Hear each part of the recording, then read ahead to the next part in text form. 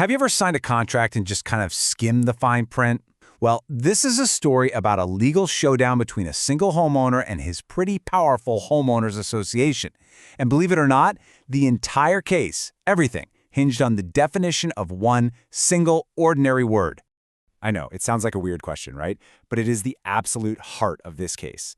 Could tending to a little patch of flowers really be the thing that decides whether you can even sue your HOA? That's exactly what one man in Arizona was about to find out. So let's meet the players. In one corner, you have homeowner Thomas Satterlee, and in the other, his Property Owners Association out in Green Valley, Arizona. Now, Mr. Satterlee had a grievance, but before he could even start to argue his point, the HOA threw up this huge legal roadblock. And this was not a quick fight. The HOA immediately tried to get the whole thing thrown out of court. And at first, the judge actually agreed with them. But Mr. Satterlee, he didn't back down. He filed for a rehearing, and he pushed this thing all the way to a final decision that September. Okay, so here's the crucial detail. This whole fight wasn't even about Mr. Satterlee's original problem. It was about something called jurisdiction. Basically, the HOA's argument was that the court had no power to even listen to the case because, according to Arizona law, they weren't technically a planned community. The entire battle hinged on that one legal term. And when you look at Arizona law, the definition of a planned community is super specific. It's an HOA that has a legal duty, what they call a covenant, to maintain something. And that's something? Roadways. Everything, and I mean absolutely everything, was about to come down to the meaning of that single word. So you had these two completely different interpretations. Mr. Satterlee argued that roadway is this big, broad term. It means the entire public right-of-way, the medians, the landscaping at the entrance, all of it. But the HOA? Nope. They said a roadway is only the pavement that cars drive on, nothing more. So, how in the world did Mr. Satterlee to prove his point? Well, to win, he had to convince a judge that the old-school dictionary definition of roadway was, basically obsolete. He didn't just crack open a dictionary. His entire argument was based on this modern urban planning idea called complete streets. He was basically saying, hey, this is the new accepted way we should think about what a road actually is. So what is a complete street? Well, it's this idea that a street isn't just for cars anymore. It's a whole system for everybody. Pedestrians, people on bikes, public transit. And this definition specifically includes things like sidewalks, bike lanes, and, you guessed it, landscaping. So Satterlee's logic was simple. If the HOA takes care of the landscaping, and landscaping is part of a complete street, then boom, they're maintaining a roadway. And he didn't just talk about this idea. He came locked and loaded. Mr. Satterlee submitted over 20 different documents, a literal mountain of evidence, to back up his complete streets argument. And we're not talking about a couple of random articles here. He brought in official county design manuals, printouts from the Federal Highway Administration, and even a letter from the local director of transportation. It really seemed like he had all his bases covered. But now let's switch gears and look at the judge.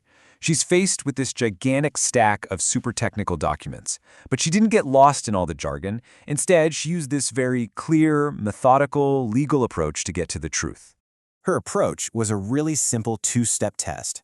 First, what does this word mean to a normal person on the street? That's what lawyers call its plain meaning. And second, when the lawmakers wrote this law, what did they intend for the word to mean?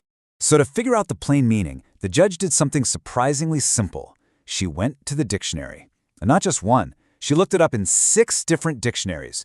Oxford, Cambridge, American Heritage, you name it. And the results? They were just shockingly consistent. Oxford said it's the part intended for vehicles.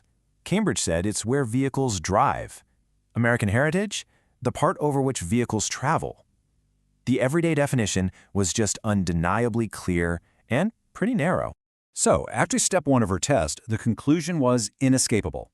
The plain, ordinary meaning of roadway is the part of the road that cars use, not the whole shebang with flower beds and sidewalks. But, and this is where the case takes a really dramatic turn. Remember that mountain of evidence that Mr. Satterlee brought in? Well, in a pretty stunning twist, the judge discovered that his own documents actually proved the exact opposite of what he was arguing. So get this, a key piece of evidence was from the Pima County Code, a document Mr. Satterlee himself submitted, and it talks about making improvements outside the shoulder of an existing roadway. In other words, his very own evidence made a clear distinction between the right-of-way and the roadway, They were treated as two separate things. And it wasn't just a one-time thing. The deeper the judge dug, the more she found. A county policy was called Improvements in Pima County Right-of-Way, not roadway. The design manuals literally use different drawing scales for roadway plans versus landscape plans. Another document even said that the landscaping only begins after the roadway project is all finished.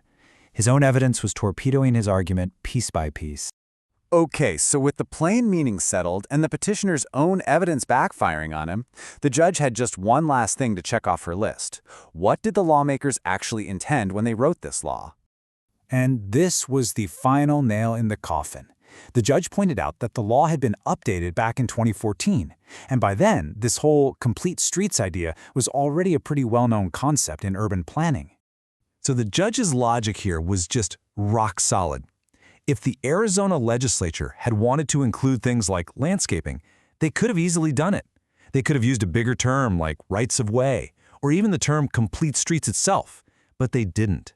They specifically chose the narrower word roadways, and that was a deliberate choice. And with that, the final ruling came down. The judge concluded that taking care of a landscaped entrance is not the same as maintaining a roadway. Therefore, the HOA was not a planned community under the law. The court had no jurisdiction to hear the case. Case dismissed. For good this time. So this whole legal saga, all the hearings, the evidence, the arguments, it all boiled down to just one word. It really makes you think, doesn't it?